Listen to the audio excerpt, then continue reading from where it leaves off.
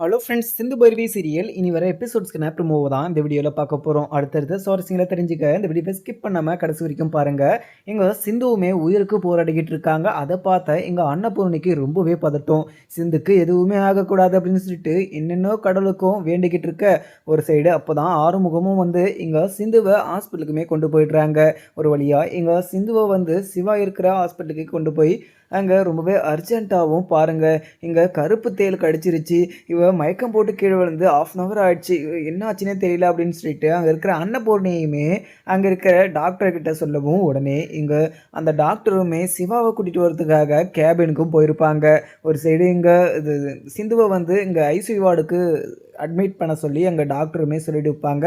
அங்கே அட்மிட்டும் பண்ணிகிட்டு இருப்பாங்க. அதுக்கப்புறம் இங்கே சிந்துவுடைய அப்பாவுக்குமே இந்த விஷயம் தெரிய வருது. சிந்துவுடைய அப்பாவுக்கு தெரிஞ்ச உடனே அங்கே கிளம்பி இங்கே ஹாஸ்பிட்டலுக்குமே வந்துட்டு அன்னபூர்ணிக்கிட்ட, அன்னபூர்ணி இங்கே என்னுடைய மகளுக்கு என்ன ஆச்சு அப்படின்னு சொல்லிட்டு அவருமே அழுதுகிட்டே வந்து கேட்கவும், அண்ணன் ஏதோ அவள் வேலை செஞ்சுக்கிட்டு இருந்திருக்கா போல், ஏதோ விறகு எடுத்துகிட்டு வரலாம் அப்படின்னு சொல்லிட்டு வீட்டு பின்னாடி போகும்போது அவளை தெரியாதத்தனமாக அந்த கருப்பு தேயில்ன்றது வந்து கடிச்சிட்ருக்கு. அவளை விஷம் தாங்க முடியாமல் விஷம் வந்து நிறைய ஏறி அவள் மயக்கம் போட்டுமே கீழே விழுந்துட்டா. உடனே நான் பார்த்த உடனே எங்கள் ஹாஸ்பிட்டலுக்குமே கொண்டு வந்துட்டேன். அவளுக்கு என்ன ஆச்சோ ஏதாச்சோன்னு எனக்கு ரொம்பவே பதட்டமாகவும் இருக்குது. என்னதான் இருந்தாலையும் அவள் மேலே நான் கோபமாக இருந்தாலையும் அவளை நான் இந்த நிலைமைக்கு விட்டுருக்க கூடாது. அவள் ஏதோ என்கிட்ட சொல்ல வந்தா, நான் தான் ஏதோ ஃபோன் வந்துச்சுன்னு சொல்லிட்டு நான் பேச போயிட்டேன். என் மேலே தான் முழுக்க முழுக்க தப்பு இருக்குது. அவளை நான் அப்போவே பார்த்துட்டு இருந்தேன்னா உடனே இங்கே ஹாஸ்பிட்டல் கொண்டு வந்து அவளை நான் காப்பாற்றிருப்பேன். அவளை நான் இப்படி நான் வழியில் துடிக்க விட்டுருக்க மாட்டேன் அப்படின்னு சொல்லிட்டு அன்னபூர்ணி வந்து கதறி கதறி அழுதுகிட்டு இருக்க. ஒரு சைடு இங்கே சிந்து அப்பாவுமே சிந்துக்கு எதுவுமே ஆகாது, அவ நல்ல மனசுக்கு கண்டிப்பா அவ சரியாயிடுவா, நீ எதுக்குமே கவலைப்படாத அன்னபூர்ணி அப்படின்னு சொல்லிட்டு இங்க சிந்துவுடைய அப்பாவுமே சொல்லிடுறாங்க. உடனே அங்க இருக்கிற பைரவியுமே, ஆமா அத்தை, இங்க பைரவிக்கு சிந்துக்கு எதுவுமே ஆகாது, சிந்துக்கு எதுவுமே ஆகாத அளவுக்கு சிவா பார்த்துப்பாரு, நீங்க எதுக்காக அழுதுகிட்டே இருக்கீங்க அப்படின்னு சொல்லிட்டு அங்க இருக்கிற பைரவி சொல்லவும் உடனே அன்னபூர்ணியுமே, இல்ல சிந்து, இல்ல பைரவி, என்னால தாங்கிக்க முடியல, அவ ஏதோ வந்து சொல்ல வந்தா, நான் அவ சொன்னதை கேட்டிருக்கணும், அவ சொன்னதை கேட்காம நான் தான் முட்டாள்தனமா நான் ஃபோனை பேசிக்கிட்டு வெளியே கிளம்பிட்டேன். அவ வழியில எப்படியெல்லாம் துடிச்சிட்டு இருப்பாளோ, ஐயோ அவ மேல நான் என்னதான் கோவம் இருந்தாலையும் அவளை நான் இப்படி விட்டது மகா பாவம் அப்படின்னு சொல்லிட்டு அங்கே இருக்கிற அன்னபூர்ணியுமே சொல்லிடுறாங்க. உடனே ஆறுமுகமும், அம்மா எதுக்காகம்மா நீங்கள் சொன்னதவே மறுபடியும் சொல்லிக்கிட்டே இருக்கீங்க, அதான் சொல்கிறாருல எங்கள் சிந்துக்கு எதுவுமே ஆகாது அப்படின்னு சொல்லிட்டு நீங்கள் எதுக்காக அழுதுகிட்டே இருக்கீங்க அப்படின்னு சொல்லிட்டு அங்கே இருக்கிற ஆறுமுகமும் சொல்லிடுறாங்க. உடனே சிவாவுமே பதட்டத்தோட இங்கே டாக்டர் சொன்னதை கேட்ட உடனே சிந்துக்கு இப்படி ஆயிடுச்சான்னு சொல்லிட்டு உடனே கீழே வரவும் வந்து பார்த்த உடனே சிந்து இங்கே மயக்கம் போட்டு கீழே விழுந்துட்டு இருக்காங்க. அதுவும் இல்லாமல் மூச்சு பேச்சு இல்லாத பார்த்த சிவாவுமே பயங்கர பதட்டத்தோட அங்கே நாடியுமே செக் பண்ணி பார்க்குறாங்க. நாடி துடிப்பும் பல்ஸும் ரொம்பவே குறைஞ்சிக்கிட்டே வருது அப்படின்னு சொல்லிட்டு சிவாக்கு ரொம்பவே பதட்டம். உடனே அங்கே ஆக்சிஜன் சொல்லிட்டு எல்லா ஏற்பாடும் பண்ணிட்டு இன்ஜெக்ஷன் சொல்லிட்டு எல்லாமே போட்டுடுறாங்க. போட்டு இன்னொரு 10 நிமிஷத்தில் அவள் மயக்கத்துலேருந்து தெளிஞ்சானா கண்டிப்பாக அவள் பொழைச்சிப்பா, அப்படி இல்லைனா அவளை காப்பாற்றவே முடியாதுன்னு சொல்லிட்டு சிவாவுக்கு தெரிஞ்சிருது. சிவாவுமே வெளியே வந்த உடனே இங்கே அன்னபூர்ணியுமே, சிவா என்னாச்சு சிவா, இங்க சிந்துக்கு என்ன ஆச்சு அப்படின்னு சொல்லிட்டு அங்க இருக்கிற அன்னபூர்ணியுமே அழுதுகிட்டே கேட்கவும் உடனே சிவாவுமே, பெரியம்மா இங்கே அவளுக்கு இன்ஜெக்ஷன்லாம் பண்ணியிருக்கேன், அவளுக்கு எந்த ஒரு ப்ராப்ளமும் இல்லை, நீங்கள் எதுக்குமே கவலைப்படாதீங்க அப்படின்னு சொல்லிட்டு பொய்யா ஒரு விஷயத்த சொல்லிடுறாங்க சிவாவுமே.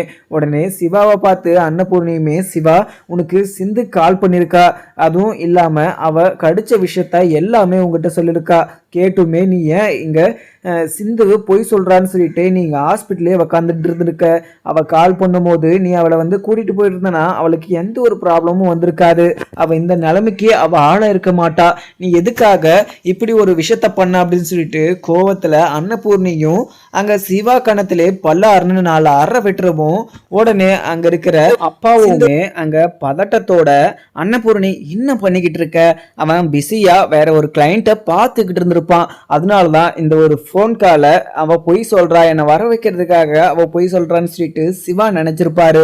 அதனால தான் எங்கள் சிவாவுமே அங்கே சிந்து சொல்கிறத பெருசாக எடுத்துக்கல போல, அதான் நடந்து முடிஞ்சிருச்சு, இதுக்கு மேலே எங்கள் சிவாவை அடித்து என்ன பிரயோஜனம், நீ எதுக்காக சிவாவை அடிச்சுக்கிட்டு இருக்க அன்னபூர்ணி அப்படின்னு சொல்லிட்டு அங்கே இருக்கிற சிந்துடைய அப்பாவோ சொல்லவும் உடனே அன்னபூர்ணியுமே இல்லைண்ணே இவன் பண்ணது என்ன இருந்தாலையும் மிகப்பெரிய ஒரு தப்பு. இவன் பண்ண தப்புக்கு இவனை உயிரோடைய விடக்கூடாது. ஏன்னா சிந்து வந்து ரொம்பவே வலியோட துடிச்சுக்கிட்டு இங்க சிவாக்கு உன்னை நம்பி கால் பண்ணியிருக்கா. நீ போன் எடுக்காம அவளுடைய நம்பிக்கையை காப்பாத்தாம அவளை இப்படி நீ பாடப்படுத்திருக்க கூடாது அப்படின்னு சொல்லிட்டு அன்னபூர்ணிக்கு பயங்கர கோபமா ஆயிடுது. அதுக்கப்புறம் என்ன எங்க பைரவமே இன்னத்தை இப்பதான் இன்ஜெக்ஷன்லாம் பண்ணியிருக்காங்க, சிந்துக்கும் எந்த ஒரு ப்ராப்ளமும் இல்லைன்னு சொல்லிட்டு இங்க சிவாவே சொல்லிட்டாரு. இதுக்கு மேல இன்னத்தை இங்க சிவாவை நீங்க அடிச்சுக்கிட்டு இருக்கீங்க, கண்டிப்பா சிந்துக்கு இப்படி ஒரு நிலைமை ஆயிருக்கு அப்படின்னு சொல்லிட்டு இங்க சிவாக்கு தெரிஞ்சிருந்துச்சுன்னா இது உண்மைதான் அப்படின்னு சொல்லிட்டு அவர் நம்பியிருந்தாருன்னா கண்டிப்பா சிந்துவை இப்படி விட்டுருக்க மாட்டாரு. அது எனக்கு நல்லாவே தெரியும். நீங்க எதுக்காகத்த இப்படி எல்லாம் இங்க சிவாவை கேள்வி கேட்டுக்கிட்டு இருக்கீங்க?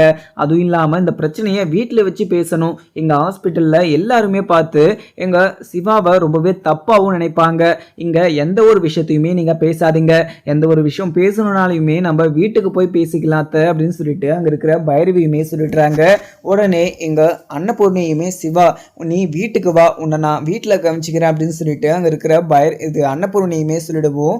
உடனே அங்கே இருக்கிற சிவாவுமே பெரியம்மாக்கு இங்கே சிந்து மேலே எவ்வளோ பெரிய அக்கறை இருக்குது, இவ்வளோ அக்கறை இருந்தும் இங்கே சிந்துவை இன்னும் ஏன் இங்கே வெளியவே விட்டு வச்சுருக்காங்க, கண்டிப்பாக ஏதோ ஒரு காரணம் இருக்குது.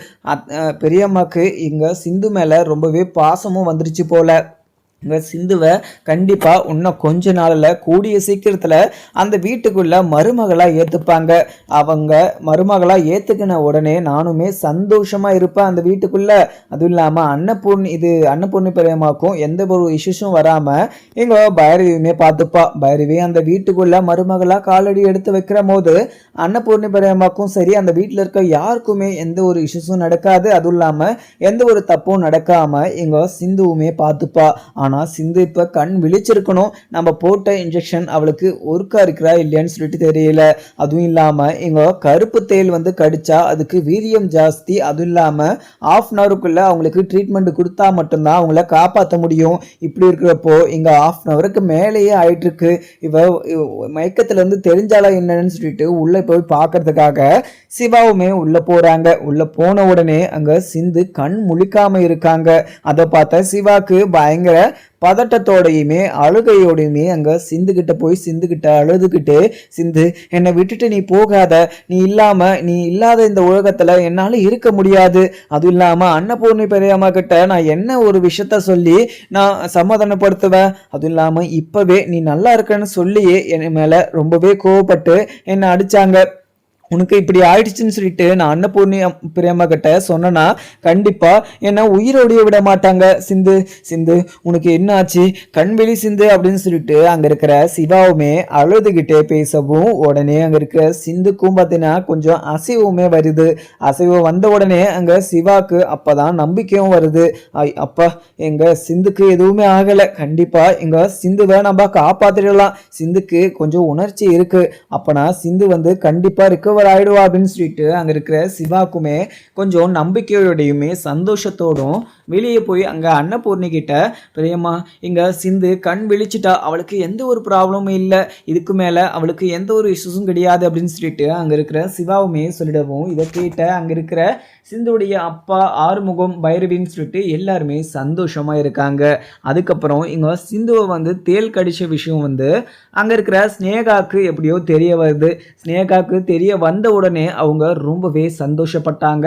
அவங்களுக்கு அவளை உயிரோடு இருக்கக்கூடாது, அவள் இப்படியே செத்து போனோம் அப்படின்னு சொல்லிட்டு ஸ்னேகா நினைச்சாங்க. ஆனால் கடைசியில் சிவா வந்து அங்கே சிந்துவை காப்பாற்றிட்டாங்க. ஆனால் இங்கே பொழைச்ச விஷயமும் தெரிஞ்சிருது. இங்கே ஸ்னேகாக்கு தெரிஞ்ச உடனே இங்கே இவளை உயிரோடு விடக்கூடாது, கண்டிப்பாக இப்போ பொழைச்சாலையும் என்னுடைய கையில் தான் அவளுக்கு சாவு. அதுவும் இல்லாமல் என்ன அவள் ரொம்பவே டார்ச்சர் பண்ணிக்கிட்டு இருக்கா. நான் சிவாவை கல்யாணம் பண்ணிக்கணும், அவரை கல்யாணம் பண்ணிக்கிட்டு நான் லைஃப் ஃபுல்லாக சந்தோஷமாக இருக்கணும் அப்படின்னு சொல்லிட்டு நினச்சேன். ஆனால் அந்த ஒரு வாழ்க்கையை என்னால் வாழ முடியாமல் பண்ணி விட்டுட்டா சிந்து. அந்த சிந்துவையும் அந்த அன்னபூர்ணியையுமே நான் ஒரு வழி பண்ணலைனா என்னுடைய பேர் ஸ்னேகாவே கிடையாது அப்படின்னு சொல்லிட்டு அங்கே இருக்கிற ஸ்னேகாவுமே மனசுக்குள்ளே நினச்சிக்கவும், உடனே ஸ்னேகாவுமே அவங்க அப்பாவை பார்த்து, அப்பா இங்கே சிந்துவை வந்து ஏதோ தேல் கடிச்சிருச்சா, அவள் அப்படியே உயிர் போயிருந்துச்சுன்னா எனக்கு ரொம்பவே சந்தோஷமாக இருக்கும். அந்த கேடுகிட்ட சிவா வந்து அங்கே சிந்துவுடைய உயிரை வந்து காப்பாற்றிட்டு இருக்கா. அதுவும் இல்லாமல் 1 மணி நேரம் ஆயிருக்கு. அவளுடைய உயிர் இன்னும் போயிருக்கணும். ஆனா சிந்துவுக்கு எதனா ஒண்ணுனா இங்க சிவா துடிச்சு போய் அவன் சிந்துவை எப்படியாவது காப்பாத்தி விட்டுறான். என்னுடைய கையால சிந்துவை நான் அவளை சித்திரவாத அனுபவிச்சு அவ சாகணும் அப்படின்னு சொல்லிட்டு அங்க இருக்கிற ஸ்னேகா சொல்லவும், உடனே ஸ்னேகாவுடைய அப்பாவும், ஸ்னேகா நீ எதுக்குமே கவலைப்படாத, இனிமே இங்க சிவா வந்து உனக்கு இல்லைன்னு ஆயிடுச்சுல்ல, உனக்கு கிடைக்காத சிவா வந்து யாருக்குமே கிடைக்க கூடாது. அப்படின்னா சிந்துவை முதல்ல அவளை எதனா ஒரு வழி பண்ணியே ஆகணும். அவ சந்தோஷமா இருக்கிற வரைக்கும் நீ கஷ்டப்பட்டுக்கிட்டு தான் இருப்ப. நம்ம இப்படியே பார்த்துக்கிட்டு இருந்தோம்னா கண்டிப்பா நம்ம முட்டாளா தான் இருக்கணும். நான் அப்போ இருந்து என்னைக்கா ஒரு நாள் கண்டிப்பா நீ சிவாவை அடைவ, சிவாவை நீ கல்யாணம் பண்ணிப்ப, சிந்து கூடி சீக்கிரம் அந்த வீட்டை விட்டு போயிடுவா அப்படின்னு சொல்லிட்டு நினைச்சிட்டு இருந்தேன். ஆனா கடைசியில எங்க அன்னபூர்ணி வந்து சிந்துவை டிவோர்ஸ் பண்ண கையோட இங்க சுவாத்தியை வந்து கல்யாணம் பண்ணி வைக்கிறேன் அப்படின்னு சொல்லிட்டு ஒரு பேச்சுவார்த்தையுமே போயிடுச்சு. ஆனா இதுக்கு மேலேயுமே நம்ம சும்மா இருந்தோம்னா இதுக்கு மேல நம்மள மட்டம் தட்டிட்டு நம்மளை அசிங்கப்படுத்திட்டு அவங்க ஏறி போய்கிட்டே இருப்பாங்க. அதனால கண்டிப்பா இங்க அன்னபூர்ணியையும் அங்க இருக்கிற சிந்துவையும் நம்ம உயிரோடைய விடக்கூடாது. எனக்கு தெரிஞ்ச அடியாட்களெல்லாம் வச்சு அவங்கள உயிரோட இல்லாம நம்ம பண்ணணும் அப்படின்னு சொல்லிட்டு அங்க இருக்கிற ஸ்னேகாவுடைய அப்பாவும் சொல்லிட்டவும், உடனே ஸ்னேகாவும், அப்பா அவங்கள அங்கவே கொல்ல சொல்லாதீங்க, இங்க அன்னபூர்ணியையும் சிந்துவையும் தூக்கிட்டு வந்து ஒரு குடோன்ல அடைச்சி வச்சு அவங்கள சித்திரவதம் பண்ணி சாவடிக்கணும்ப்பா.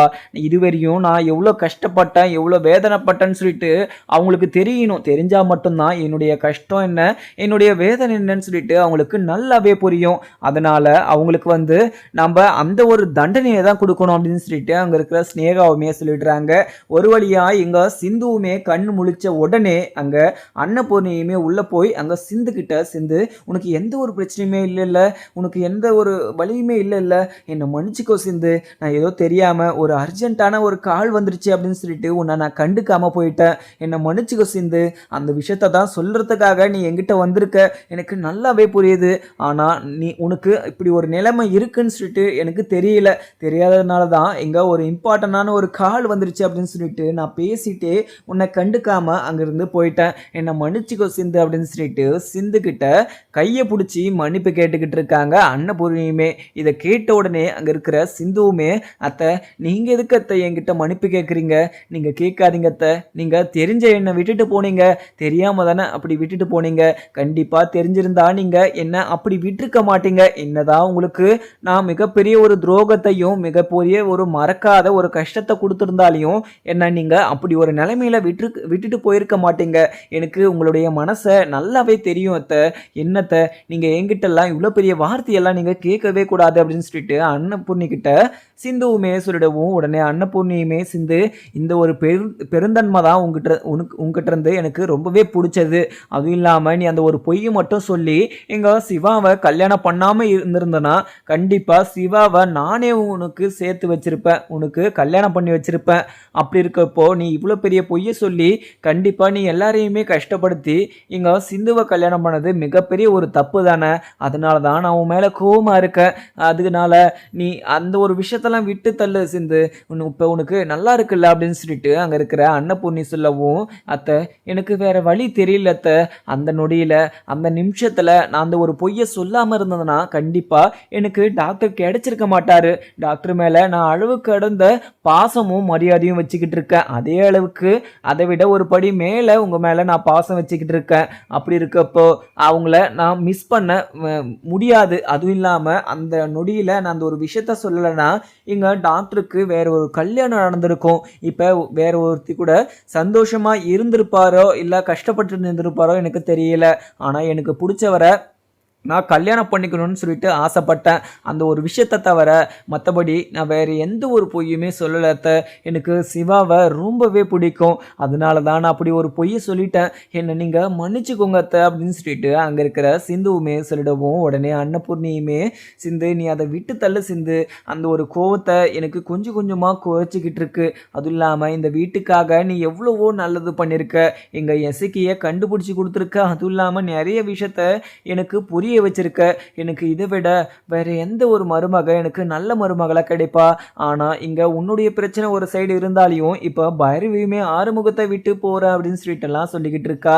இந்த ஒரு விஷயத்தெல்லாம் கேட்கிற போது என்னால தாங்கிக்க முடியல. அதுவும் இல்லாம இங்க பைரவியுமே அந்த வீட்டை விட்டு போயிட்டானா இங்க ஆறுமுகம் வந்து தினமும் உட்காந்து ரொம்பவே அழுதுகிட்டே இருப்பான்.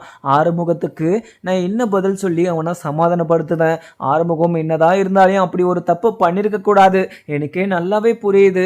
ஆனால் ஆறுமுகம் அப்படி ஒரு தப்பு பண்ணதுக்கும் ஒரு காரணம் இருக்கு. சிந்து இங்கே இருக்கிற பைரவி வந்து என்னை விட்டு பிரிஞ்சு போயிடக்கூடாது அப்படின்னு சொல்லிட்டு நினச்சி தான் அவன் இப்படியெல்லாம் பண்ணிட்டு இருந்திருக்கான். ஆனால் இங்கே பைரவி வந்து இப்படி பண்ணுற விஷயமெல்லாம் நான் நல்லா இருக்கக்கூடாதுன்னு சொல்லிட்டு தான் இங்கே ஆறுமுகம் இப்படியெல்லாம் பண்ணிக்கிட்டு இருக்கான் அப்படின்னு சொல்லிட்டு நினச்சி சஞ்சயுடைய பேச்சை நம்பி எங்கள் ஆறுமுகத்தை ரொம்பவே சந்தேகப்பட்டு ஆறுமுகம் கெட்டவன் தான் அப்படின்ற ஒரு மனப்பிரமையை அங்கே பைரவியுடைய மனசில் பதிச்சிட்டு இருக்கா. அதுதான் இங்கே ஆறுமுகம் எந்த ஒரு விஷயம் பண்ணாலையும் ஆறுமுகத்தை தப்பாகவே நினச்சிக்கிட்டு இருக்கா பைரவியுமே. இந்த ஒரு விஷயம், இந்த ஒரு நினப்பு அவளுடைய மனசிலிருந்து எப்போ தான் நீங்குமோ கண்டிப்பாக அது நீங்காதுன்னு சொல்லிட்டு நினைக்கிறேன். பைரவி இந்த வீட்டை விட்டு போக போகிறேன், எனக்கு டிவோர்ஸ் நோட்டீஸில் எங்கள் ஆறுமுகத்தை சைன் போட்டு கொடுக்க சொல்லுங்க அப்படின்னு சொல்லிட்டு பைரவி என் முன்னாடியே என்கிட்ட என்னுடைய பையனுடைய சைனை வாங்கி கொடுக்கணும் அப்படின்னு சொல்லிட்டு என்கிட்ட கேட்குற போது என்கிட்ட என்ன பதில் இருக்குது? அதுவும் இல்லாமல் எங்கள் பைரவி கிட்ட எங்கள் ஆறுமுகத்தை கூட சேர்ந்து வாழு, ஏன்னா ஆறுமுகம் ஏதோ தெரியாமல் அப்படி ஒரு தப்பு பண்ணிட்டான், ஏன்னா உன் கூட இருக்கணும், நீ அவனை விட்டு பிரிஞ்சு போகக்கூடாது அப்படின்றதுனால இப்படி ஒரு தப்பு பண்ணிட்டான்னு சொல்லிட்டு அவகிட்ட எக்ஸிக்யூட் கேட்டு அங்கே ஆறுமுகத்து கூட சேர்ந்து வாழ சொன்னால் கண்டிப்பாக அவள் என்னவே மறுபடியும் திரும்பி கேட்பா. நீங்கள் அப்படி இருக்கிறப்போ இங்கே சிந்து ஒரு சின்ன ஒரு தப்பு பண்ணிட்டா, அந்த ஒரு தப்பு மறக்க முடியாத தப்பு, மன்னிக்க முடியாத தப்புன்னு சொல்லிட்டு இன்னைக்கு வரைக்கும் சிந்துவை நீங்கள் ஒதுக்கி தானே வச்சிட்ருக்கீங்க. இப்போ கூட இங்கே இன்னும் 2 மாதத்தில் இங்கே சிந்துக்கும் சிவாவுக்கும் டிவோர்ஸ் ஆக போகுது. டிவோர்ஸ் ஆன கையோட இங்கே சுவாதிக்குமே நீங்கள் சிவாவை கட்டி வைக்க போகிறீங்க. அப்படி இருக்கிறப்போ நானுமே யோசிப்பேன், நான் இங்க கட்டிட்டு வந்த போதிலிருந்தே இங்க ஆறுமுகம் எனக்கு உண்மையாக இருந்ததும் கிடையாது, அதுவும் இல்லாமல் எனக்கு நம்பிக்கையாக இருந்ததும் கிடையாது. ஏன்னா ஆறுமுகத்துக்கிட்ட சொல்லி எந்த ஒரு விஷயமும் எனக்கு ஃபேவராக எதுவுமே அவர் பண்ணலை. அப்படி இருக்கிறப்போ கண்டிப்பாக அவரை நம்பி என்னுடைய வாழ்க்கையை நான் தொலைக்க விரும்பலை. அதனால் நான் என்னுடைய வாழ்க்கையை நான் பார்த்துக்கிட்டு சந்தோஷமாக இருக்கணும்னு சொல்லிட்டு நினைக்கிறேன். எல்லாருமே வந்து எங்கள் ஆறுமுகத்தை பற்றி சொல்லி என்னுடைய மனசை மாற்றலான்னு சொல்லிட்டு பார்க்குறாங்க. எப்போவுமே எந்த நொடியுமே என்னுடைய மனசு மாற போகிறது கிடையாது. அதுவும் இல்லாமல் இங்கே அன்னபூர்ணி அத்தை, நீங்கள் உங்களை நம்பி தான் நான் இருக்கேன். என்னுடைய வாழ்க்கையை நீங்கள் திரும்ப என் கையில் நீங்கள் மீட்டு கொடுக்கணும். உங்களுடைய நம்பிக்கை உங்களை நினச்சி நான் நம்பிக்கையாக இருக்கேன். நீங்கள் இப்படி ஒரு விஷயத்த எனக்கு பண்ணி கொடுப்பீங்கன்னு சொல்லிட்டு என்னுடைய வாழ்க்கைக்காக உங்ககிட்ட இப்படி ஒரு பிச்சை கேட்டுக்கிட்டு இருக்கேன். எனக்கு இப்படி ஒரு பிச்சையை நீங்கள் போட்டுட்டீங்கன்னா எனக்கு ரொம்பவே சந்தோஷமாகவும் இருக்கும். அதே சமயம் இந்த வீட்டை விட்டு போனேன்னா கண்டிப்பாக இங்கே இருக்கிற ஆட்களை நான் கண்டிப்பாக மறக்கவும் மாட்டேன். அப்பப்போ அடிக்கடிக்க நாங்கள் வந்து உங்களையும் இந்த வீட்டையும் நான் கண்டிப்பாக பார்த்துட்டு தான் போவேன். உங்களை நான் என்றைக்குமே மறக்க மாட்டேன். நீங்கள் எனக்காக எவ்வளவோ பண்ணியிருக்கீங்க.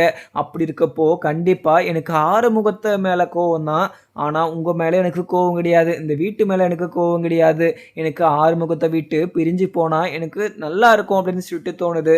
அதுவும் இல்லாமல் இங்கே சஞ்சய் மட்டும் இல்லைனா இந்த ஒரு வாழ்க்கையை நான் வெறுத்துட்டு இருப்பேன். சஞ்சய் தான் எனக்கு மோட்டிவேஷனாக 4 வார்த்தை வந்து எனக்கு நம்பிக்கையாக சொல்லிக்கிட்டு இருக்காரு. இப்போ வரைக்கும் அவர் எப்போவுமே அவர் பொய் சொன்னதே கிடையாது. ஆனால் ஆறுமுகம் ஒரு லேடியை வச்சு என்கிட்ட ஆறுமுகம் நல்லவர், வல்லவர், தங்கமானவர்னு சொல்லிட்டு பணம் கொடுத்து என்கிட்ட இப்படியெல்லாம் சொல்ல வச்சுக்கிட்டு இருக்காங்க. ஆனால் அங்கே இருக்கிற சஞ்சய் வந்து அப்படியெல்லாம் கிடையாது. எனக்கு மோட்டிவேஷனாகவும் சொல்கிறாரு, அதுவும் இல்லாமல் எனக்கு ஃபினான்ஷியலாகவும் அவர் எனக்கு ஹெல்ப் பண்ணியிருக்காரு. அதுவும் இல்லாமல் என்ன அவர் தப்பாக நினச்ச ஒரு நிமிஷம் கூட அவர் என்னை தப்பாக நினச்சி கூட பார்த்துருக்க மாட்டார்.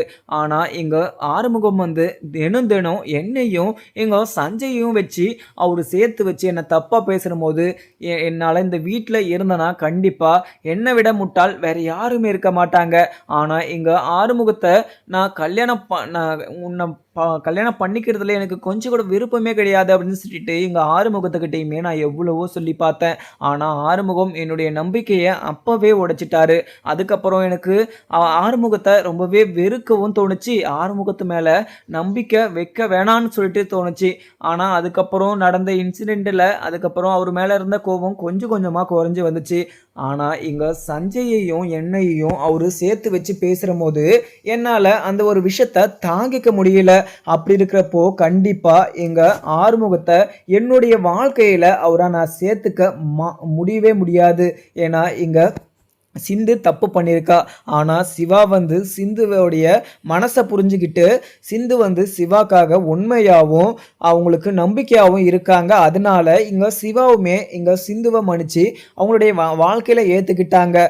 ஆனால் இங்கே அது மாதிரி எனக்கு நம்பிக்கையாகவும் ஒரு பாசமாகவும் இங்கே இருக்கிற ஆறுமுகம் என்கிட்ட இருந்ததே கிடையாது அப்படின்னு சொல்லிட்டு எங்கள் பைரவி வந்து என்னென்னமோ சொல்லி என்கிட்டே வந்து இப்படிலாம் கேட்டுக்கிட்டு இருக்கா. அதுவும் இல்லாமல் அவளை நான் அந்த வீட்டுக்குள்ளே இருன்னு சொல்லிட்டு என்னுடைய வாயால் நான் எப்படி சொல்கிறதுன்னு சொல்லிட்டு தெரியாமல் திணச்சிக்கிட்டு இருக்கேன். ஆனால் சிந்து நீ சொன்னால் இங்கே பைரவி கண்டிப்பாக கேட்பா.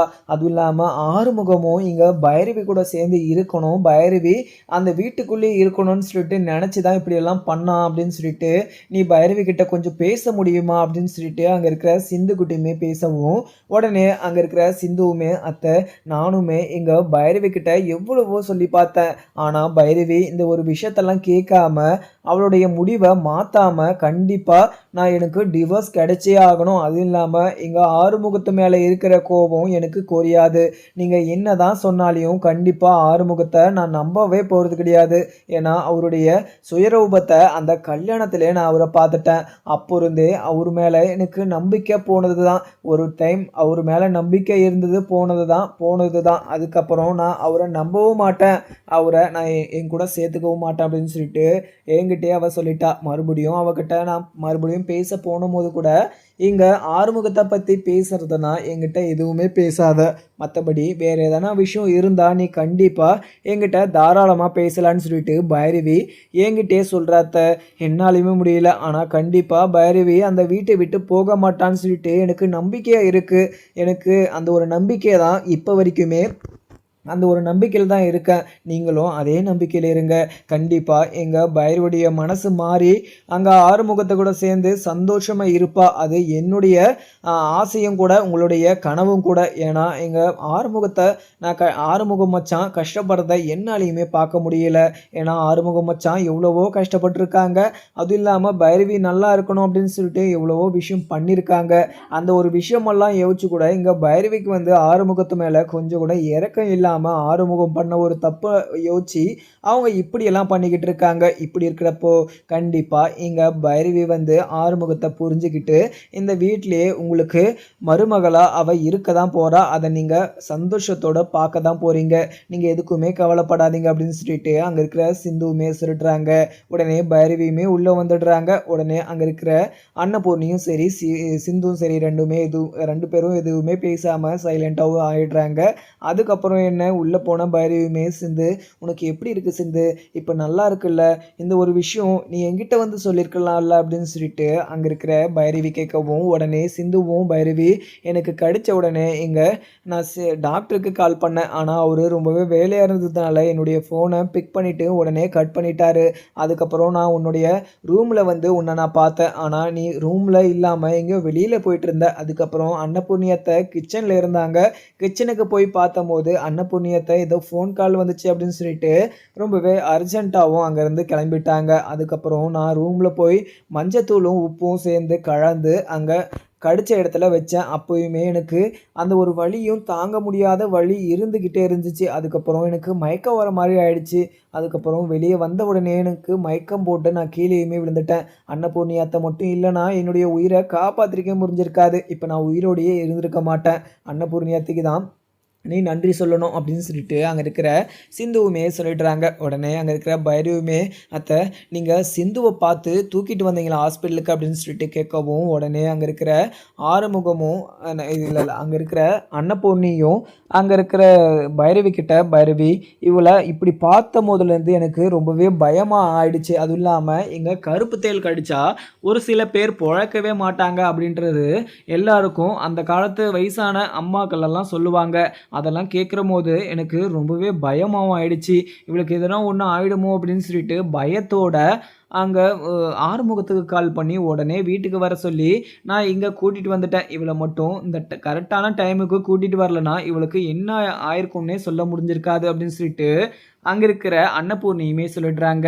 இன்னமும் அத்தை நீங்க சிந்துவுடைய உயிரவே காப்பாத்திருக்கீங்க. கண்டிப்பா நீங்க சிந்துவையும் மன்னிச்சு அந்த வீட்டுக்குள்ள ஏத்துக்கிட்டீங்கன்னா, எனக்கு ரொம்பவே சந்தோஷமாவும் இருக்கும். அத்தை நீங்க எப்படியாவது எங்க சிந்துவ மன்னிச்சுக்கோங்க அத்தை அப்படின்னு சொல்லிட்டு, அங்க இருக்கிற பைரவியும் சொல்லிடுறாங்க.